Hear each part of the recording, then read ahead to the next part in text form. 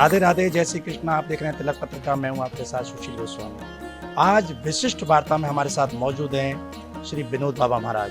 विनोद बाबा महाराज, परिचय देने की कोई आवश्यकता नहीं है, लेकिन एक अपनी औपचारिकता पूरी करते हुए मैं बता दूं, आप राधा रानी के श्याम सुंदर के अनन्य भक्त हैं, गौड़िया संप्रदाय से दीक्षित हैं और पिछले लगभग 46 वर्षों से ब्रज धाम में भगवान राधा माधव की आराधना में लीन हैं।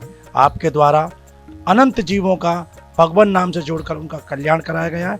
आइए पूज्य बाबा महाराज से जाने कि उन्होंने अपनी तपस्या के लिए ब्रज को और ब्रज में लाडली जी राधा रानी के धाम को ही क्यों चुना। जी बाबा महाराज बताइए। ये तो वेद पुराण आदि शास्त्र में ये ब्रज के महिमा विशेष रूप से कीर्तन किए हैं। अब वृंदावन में रह करके गुरु पदाश्रय अवलंबन करके जब राधा रानी के चरण में शरणागत हो करके भजन करते हैं तो यही शरीर में ही उसके दिव्य प्रेम नेत्र खुल जाता है।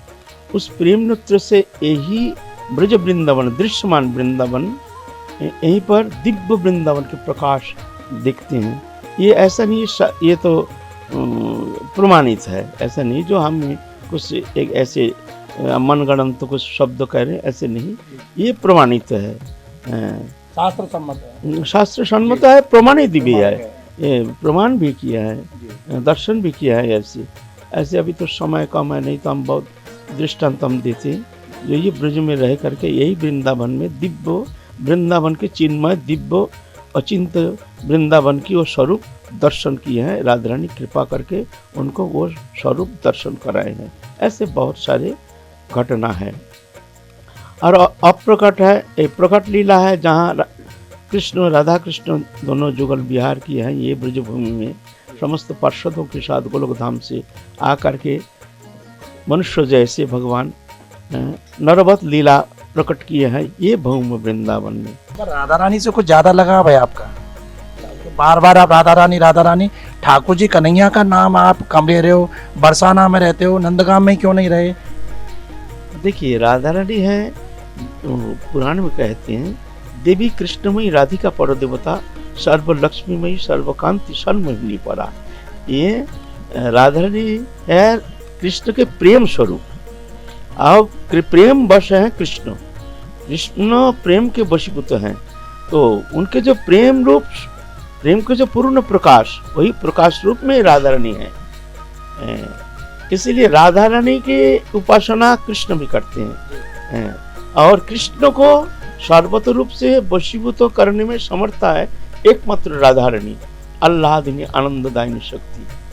ये राधा रानी पराशक्ति, देवी कृष्णमयी राधिका पर देवता सर्व लक्ष्मीमयी सर्वकांति सन्मोहिनी परा, मैंने समस्त भगवत शक्ति को सम्मोहन करने में समर्थ है। ऐसे कि सच्चिदानंद भगवान अनादिरादि गोविंद, उनको भी सम्मोहित करने में समर्थ है हमारे राधा रानी।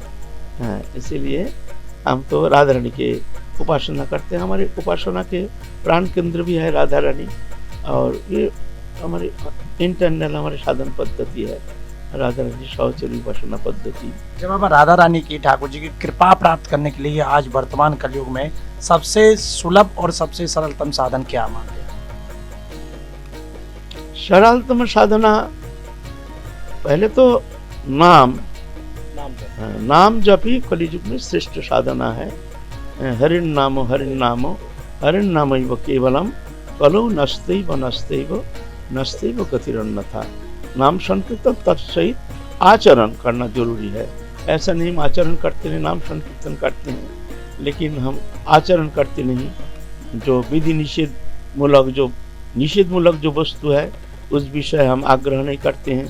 जैसे किसी का निंदा नहीं करना, किसी को प्रहार नहीं करना, किसी को कष्ट नहीं पहुंचाना, काय मन वचन से किसी का अमंगल चिंता नहीं करना, सबको मंगल चिंता करना, सब में भगवान है ऐसे जान करके सबके प्रति आदर बुद्धि, ऐसे भावना लेकर हरिनाम आश्रय करके राधा रानी के चरण में शरणागत होकर के जो भजन करते हैं वो अचिरात इस वृंदावन में रहकर अचिरात राधा रानी की वो कृपा प्राप्त करने में समर्थ हो जाएंगे।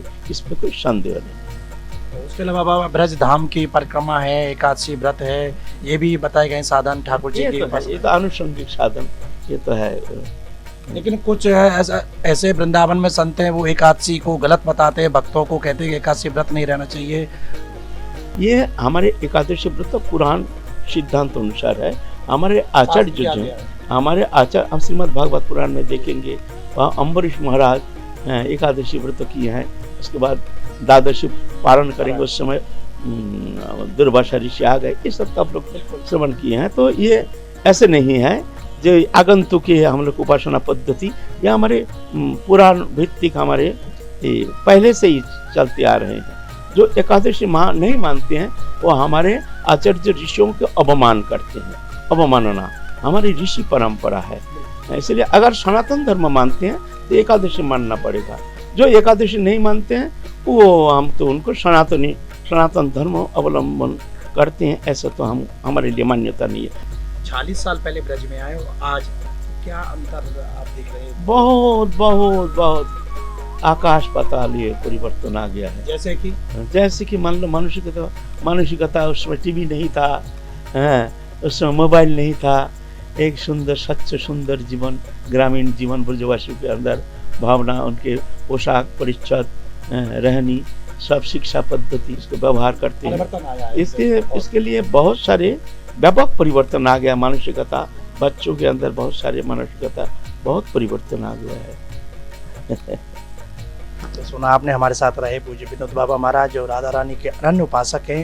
राधा रानी की क्रीड़ा भूमि, उनकी जन्मस्थली लीला स्थली बरसाना में आप अखंड वास कर रहे हैं और संपूर्ण ब्रज में आप ब्रजवासियों में भी आप वही निष्ठा रखते हैं जो राधा कृष्ण निष्ठा है।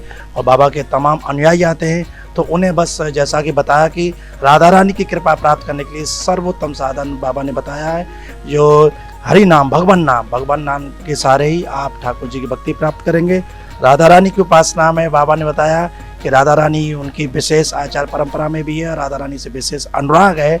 और ये तक कहा कि ठाकुर जी स्वयं राधा रानी की उपासना करते हैं, तो भला बाबा क्यों ना करें। तो यदि आप बरसाना में आए, दर्शन करें राधा रानी के, तो प्रिया कुंड पीली पोखर के पास बाबा महाराज यहाँ रहते हैं। आप उनका सत्संग का भी लाभ ले सकते हैं, क्योंकि सत्संग से ही राधा रानी और ठाकुर जी की कृपा प्राप्त होती है। तिलक पत्रिका के लिए बरसाना से मैं सुशील गोस्वामी।